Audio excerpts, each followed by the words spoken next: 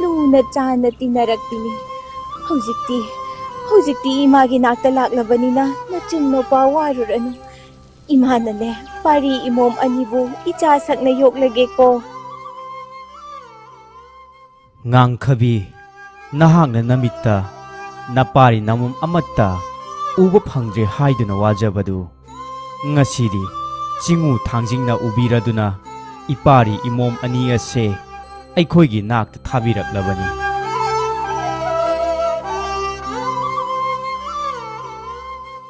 ꯏꯃꯣꯝ ꯈꯝꯅꯨ ꯏꯄꯥꯔꯤ ꯈꯝꯕ ngasi korong nongjadagi ꯑꯩꯈꯣꯏꯕꯨ ꯅꯆꯤꯟ ꯅꯧꯄꯥꯕꯨ ꯍꯦꯛ ꯄꯣꯛꯆꯕ ꯄꯂꯦꯝ ꯄꯟꯊꯧꯅꯤ ꯍꯥꯏꯅ ꯈꯜꯂꯨꯀꯣ ꯍꯣꯏ ꯄꯟꯊꯧ ꯏꯆꯦꯝꯒꯤ ꯏꯕꯨꯡꯉꯣ ꯍꯧꯖꯤꯛꯇꯤ ꯏꯆꯤꯜ ꯏꯄ꯭ꯋꯥꯒꯤ ꯑꯋꯥꯕ ꯀꯣꯛꯂꯒꯗꯕꯅꯤ ꯃꯥꯡꯗ ꯂꯦꯞꯂꯤꯕꯁꯦ ꯅꯍꯥꯛꯄꯨ ꯍꯦꯛ ꯄꯣꯛꯄ ꯄꯂꯦꯝ ꯄꯟꯊꯧꯅꯤ ꯈꯟꯒꯗꯕꯅꯤꯀꯣ ꯍꯣꯏ ꯏꯆꯦꯝ ꯍꯣꯏ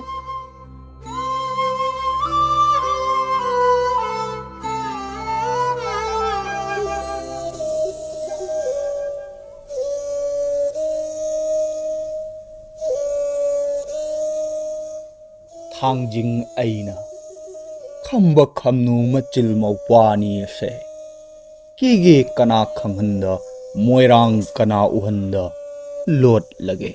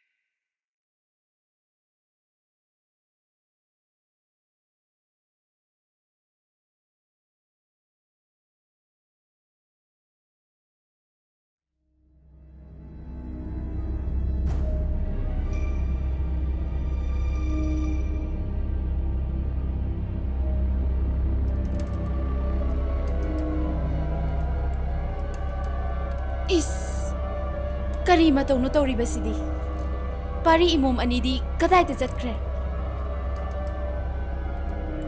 इमोम खमनु पारी खंबा नखोय अनीबु कदाइदा लैबगे इमोम खमनु पारी खंबा Hey, Hunan biya. Kari tawgo yawre. Pari imom ani di udena.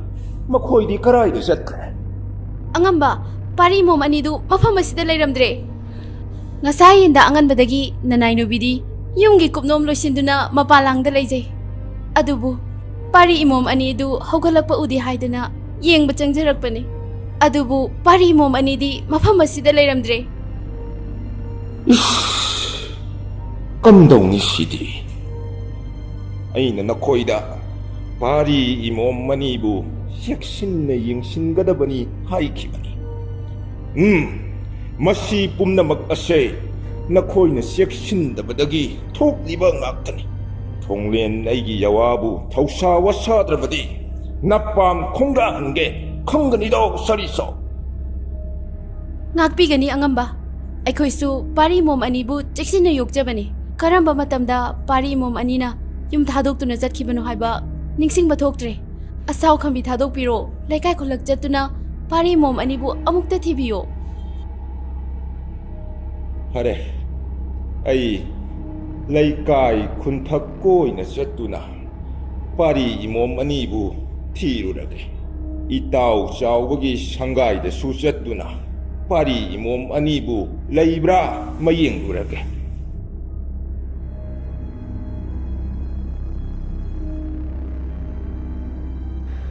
ꯑꯁꯨꯝꯅ ꯊꯣꯡꯂꯦꯟꯅ ꯂꯩꯀꯥꯏ ꯈꯨꯜꯂꯛ ꯈꯨꯗꯤꯡ असुमना थोंगलेना लैकाय खुलक चतुना खम्बा खमनु मचिन मौपाबु कोइथि थिरमी लैकायगी मियोइसिंगदसु मचिन मौपाबु उब्रा हाइना हंगलम्मी अदुबु लैकायगी मियोइसिंगना अंगांग अनि अदुबु उइ हाइरक्ट्रबदा थोंगलेन अदु मथ्वाइ वाना मयुमदा अमु हलक्लम्मी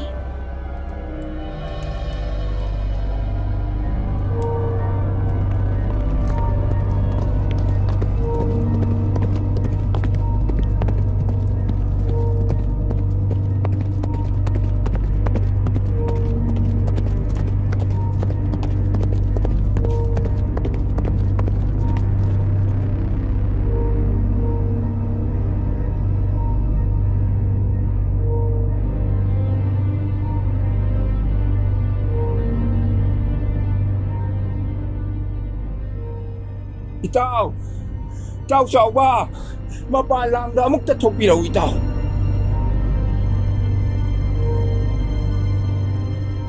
Itaw Thonglen, ayug yenda angan basida taha lakpadi kari arupa paw leire.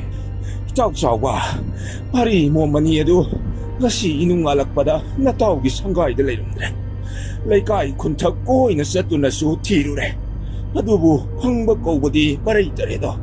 Pari mo manido itawgi sanggayda lapra hayduna hangjabalaksamani. Kari haiba, pari mo manibu layramdre haiba. Machil mo padi natawagi sanggayda sulakte. Pare itaw, machil mo padu atay kayda sulayram loy. Itaw purembagi sanggayda soydana layram gani. Haujik tintaduna laybana kanararoy. Haujik makchatuna pari mom anigi khongul liru rasi itaw. Hoy itaw, karigumba pari mo manina mayumong bamaran yayda liyengda na layram labadi mapaydo. Karigumba patta nungda tuklam labadi is nataway di pantok na ningam laroy da ko. Itaw, thoy ne hen khalu khinu. Lao pari mom anigi khongul liru rasi.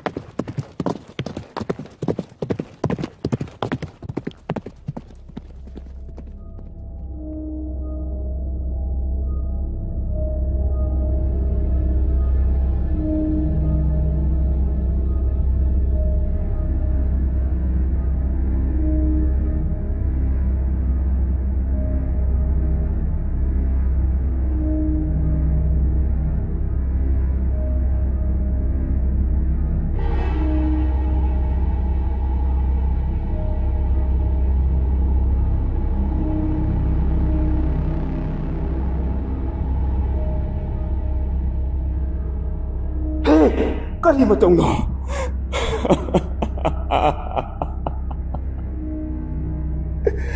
Oh, pari imo mani adu pambag kairegi makutta yaibi matwai soy da nataram lagani. Pari kamba imom kamno. Ipanan ako'y buseksin na tamaw na badagi.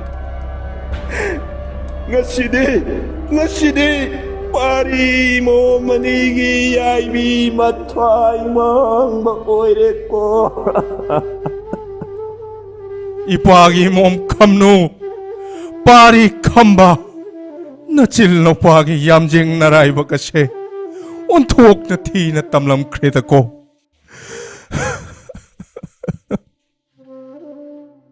अच्छा लाक्चैदा पारी इमोम मनिगी याइबी थवाई लौरिबा पाम्ब कैरेल नदु चावबैन lemon खक थारोय है खंगनिदो सरिसो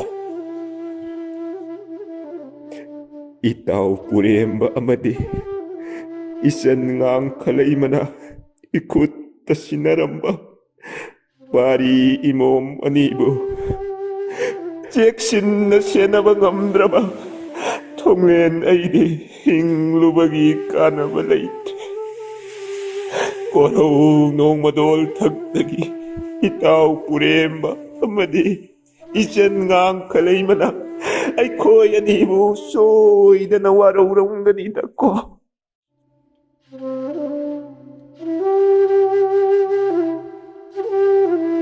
Angamba anigi mikap khol tabada kairoi laikai gi miyam chensilaktuna hangbada khamba khamnu sibagi paudu tabada makhoi mayam sukapnare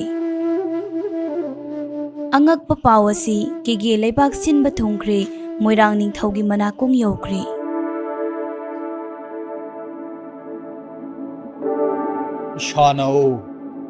Shano ayang layma panthoibi Shano nangbu tariba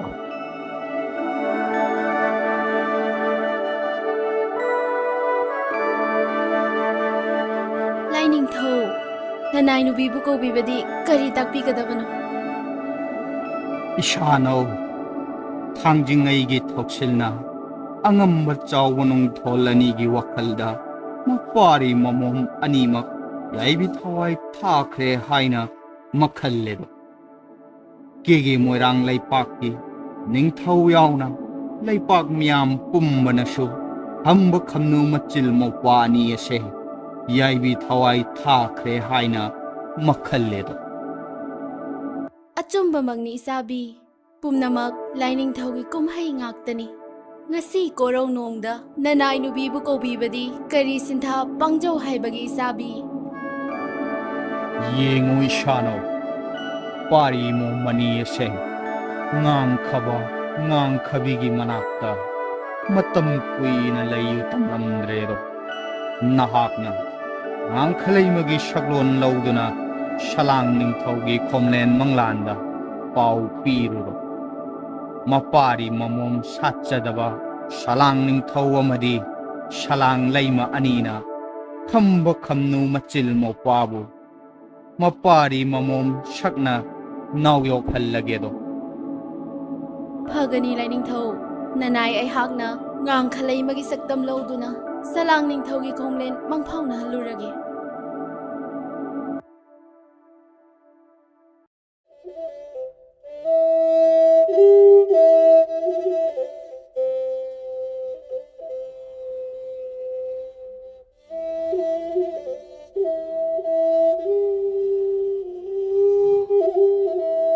Ibung salang ningtho pari imom anido ngang khalawai lamdam dalairedo nataw puremba amadi nasan ngang khalayma ay hakna ibung singda sinaramba pari imom anibo akaw paray na virabra hayeng inung hek ngan baga ibung na ngang kalaway da sattuna ngang khaba amadi ngang khabi anigi maphamdagi pari imom anibu lawiruduna ibung ginakta thambi oibo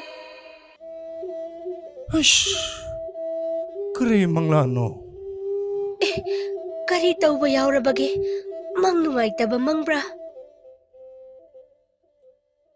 ngasi aiki khomlen manglan chata amangki yai thong kum khraba ichan sakpe ngang khalai mana awa mai thong putuna mitlu pirang senthana pari imom anibu akaw paray na pirabra pari imom anibu nungsibiu ibung ginakta thambiu haina pautam lamine oh kaujal thida ko miyoiba kumja kaya hau khare moirang may kay pangdaba.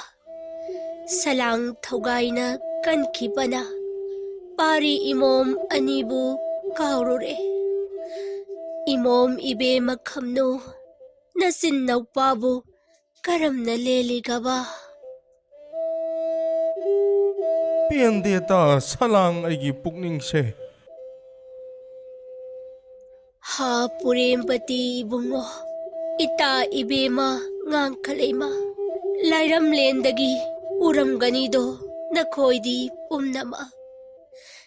Ita nanggiyawa nungsiba, napari namom anibu, nathanungdagi, napari namom magni kana naukon biyu ko haikiba.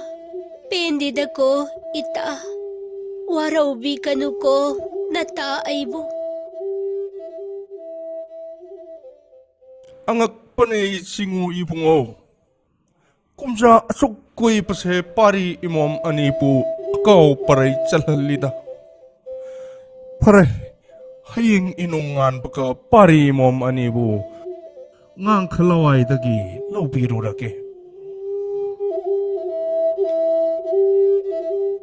Nong hek ngan baga salang ning thaudu loibi haupa khangani ga laktuna ngang khabi anigi mangda leblari.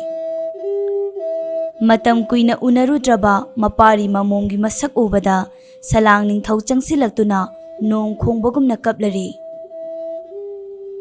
Salang ning thaugi mataudu ubada machin mokpwada natana ngang khabi anisu ngakle.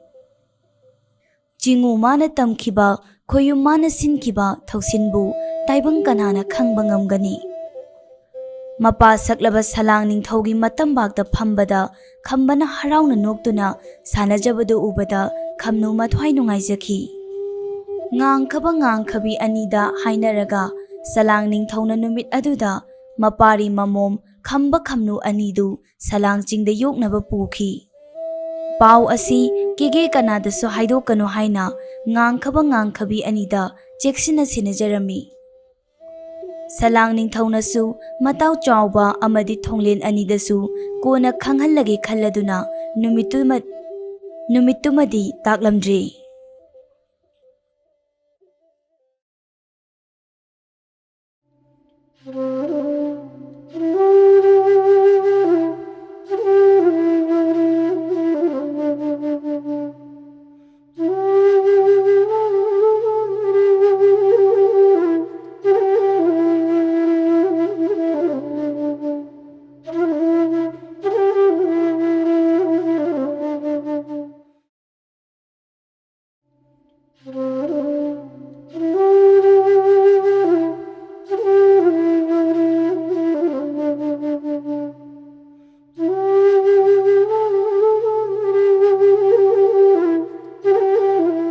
Korauti sum thengsilakle. Ngasi korau sibu mabu khongdoi ihulak laroidara.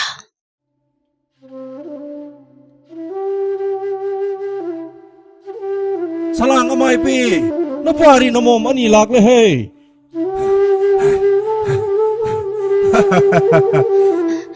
Pari